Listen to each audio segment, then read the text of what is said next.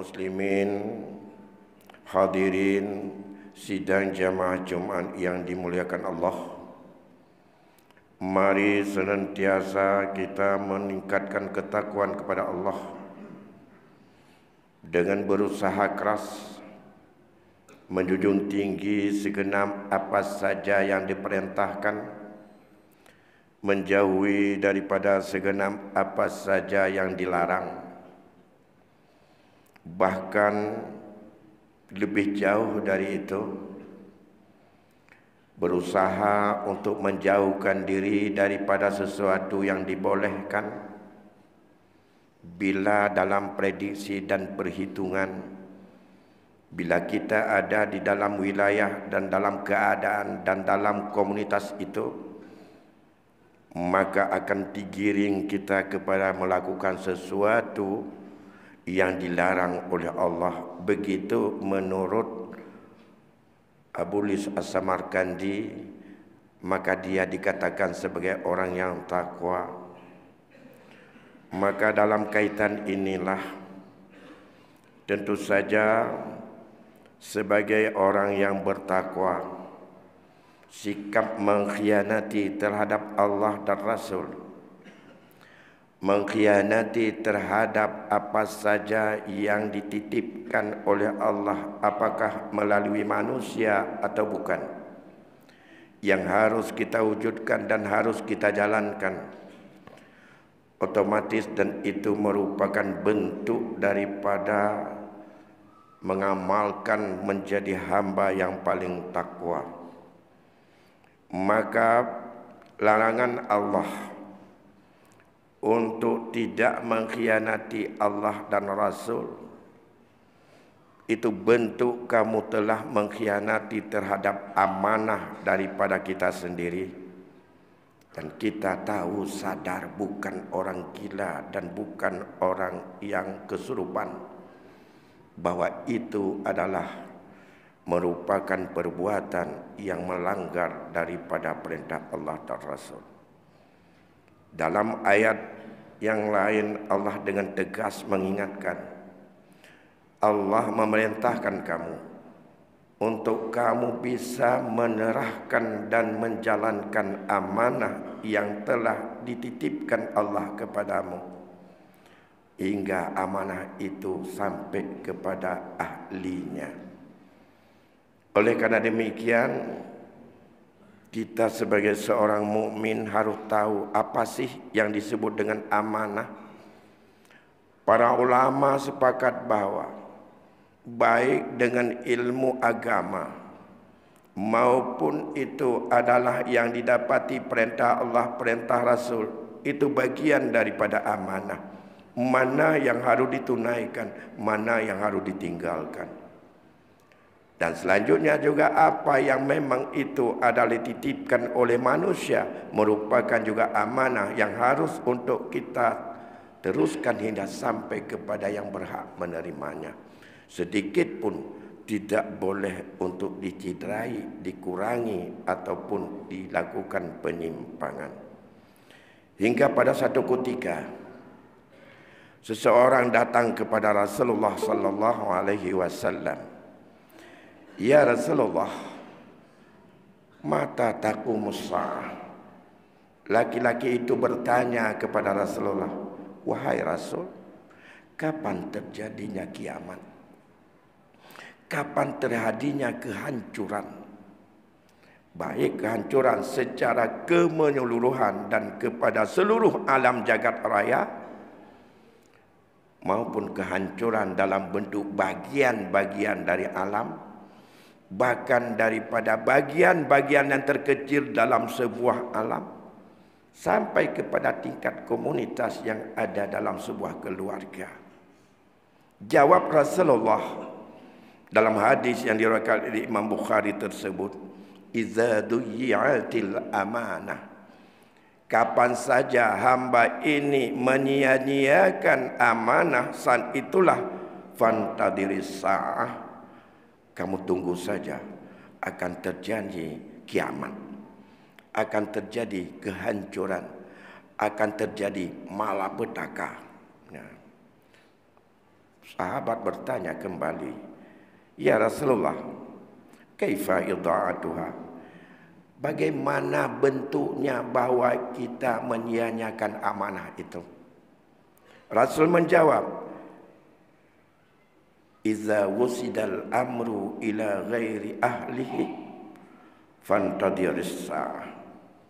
Seandainya kamu serahkan sesuatu urusan yang diperintahkan dan diamanahkan dan diberikan titipan padamu untuk kamu serahkan kepada orang yang ia adalah bukan ahli dalam bidang itu, yang ia tidak ada kemampuan dalam bidang itu, fantadir sa'ah, maka tunggulah apa yang kamu serahkan itu akan hancur.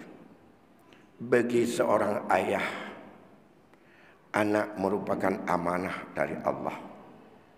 Kita menginginkan anak itu yang saleh. Kita menginginkan anak itu anak yang berbakti kepada dua ibu bapa. Kita menginginkan anak itu yang penuh dengan akhlak dan taat kepada Allah dan juga berbuat baik pada dua ibu bapa. Lantas, kalau demikian, di luar kemampuan kita ayah dan ibu, kepada siapa yang harus kita titip? Kepada siapa yang harus kita minta untuk menjadi soku gurunya, sebagai pembimbingnya, yang mengarahkan, membentuk, mendidik dan mengayominya agar menjadi anak saleh, anak yang taat kepada Allah? Tentu saja berilah kepada orang yang mapan, dan itu adalah mulai daripada dirinya adalah orang yang taat. Ia akan mendidik anak kita menjadi anak yang taat. Berikan kepada orang yang dirinya adalah berakhlak yang mulia, maka serahkan anak kita kepada orang yang memang itu, dan ia akan mengarahkan. Kemudian masalah hasilnya itu terserah Allah.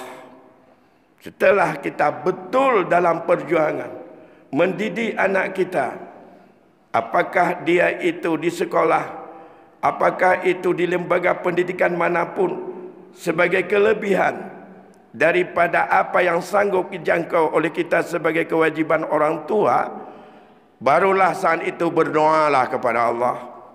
Semoga diberi kemampuan oleh guru yang kita percaya itu, agar anak kita menjadi mampu diarahkan kepada yang lebih baik. Dalam pesan Rasulullah pada khutbah wada' saat beliau melakukan haji wada', di mana Rasul mengatakan bahwa isteri-isteri wanita itu kamu harus takut kepada Allah, karena kamu mengambilnya sebagai amanah. Wastahalaltum furujahunna bikalimatillah. Kamu ambil isteri-isterimu adalah sebagai amanah, dan kamu halal untuk mengembang biakkan daripada keturunanmu itu dengan jalan dua kalimah dari kalimah Allah, angkaha, nakaha, dan zawajah saja. Kalau seorang istri adalah amanah yang diambil oleh seorang suami, maka bagi kita yang punya anak perempuan, ingat itu amanah. Kepada siapa kita titipkan agar anak kita itu akan menjadi sebagai apa yang pernah kita didik? Dari bayi lahir dalam kandungan istri kita, dan itu bibit yang sumber dari kita, dengan tanpa mengenal lelah berusaha keras agar anak ini sebagai tanggung jawab kita mendidik dari perempuan itu. Sekarang udah gede, sebagai ayah wali mujbir, serahkan dia, karena itu sunnatullah, kepada suaminya laki-laki. Laki-laki yang seperti apa? Andai kata kamu dan kita menyerahkan anak kita dengan aku nikahkan kamu anakku, yang ia bukan sebagai orang yang bisa menyambung dari tujuan prinsip perkawinan untuk melahirkan anak yang saleh, dan ia adalah menjadi anak yang sudah kita didik selama ini seperti begitu, maka kita ini adalah sudah menyia-nyiakan amanah. Satu sisi kita pergi, maka begitu juga dalam konteks yang lain. Maka setiap apa saja yang kamu serahkan, ia bukan sebagai tujuan dan tidak ada kemampuan, bukan tak pandai. Semua orang punya kemampuan. Kalau kamu punya dan kita punya daripada rumah yang sudah bocor, jangan serahkan kepada Pak Camat. Pak Camat bukan ahlinya untuk bagaimana menempel daripada rumah yang bocor. Ada ahlinya yang lain, walaupun dia di mana saja. Tahu yang dia kutuh, yang jejut water, menyataja ke Camat, laya bawah garis tu lain, gejuk bawah orang lain, baru teruk ke dia atau bubung ke tanya untuk tempel. Hak habis peng 2 juta, jet ke habis peng 30 juta. Masyarakat muslimin, hadirin jamaah Jumaat rahimakumullah. Oleh kerana demikian, dalam aspek pun bahawa menyerahkan, kalau ada sesuatu yang Allah titipkan, sekecil apapun kekuatan yang untuk kamu serahkan, maka serahkanlah kepada ahlinya. Kalau diserahkan bukan kepada ahlinya, tetapi karena kepada kawan, karena nilai hanamu'ah, karena duniawi, ingat, kita pengkhianat terhadap amanah itu sendiri. Masyarakat muslimin, hadirin jamaah Jumaat rahimakumullah, atas konteks inilah Ali radhiyallahu an mengatakan, addul amanah miftahur rizqi. Menunaikan amanah sesuai menurut perintah Allah, sesuai dengan kapasitas dan kapabilitas serta kemampuan seorang itu, akan memudahkan rezekimu. Mengapa mudah rezeki? Provinsi Ulun Tuan Bandung, ubena kitab Cina baca, bantuan untuk bisa saling membantu antara gasin dengan kaya, yang sifatnya mudharabah, yang sifatnya musyarakah, yang sifatnya hiwalah, yang sifatnya apa saja dalam fiqh muamalah, intinya adalah yadun amanah. Honda tak pinjam ke orang, baru dia pinjam yadun amanah. Kiban amanah, menyapinjaman.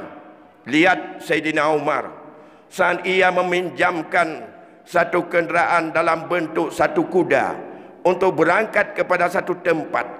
Di tengah jalan jatuh ridaknya. Diketahui oleh orang yang ada di belakangnya. Dia tancapkan kudanya hingga bertemu dengan Umar.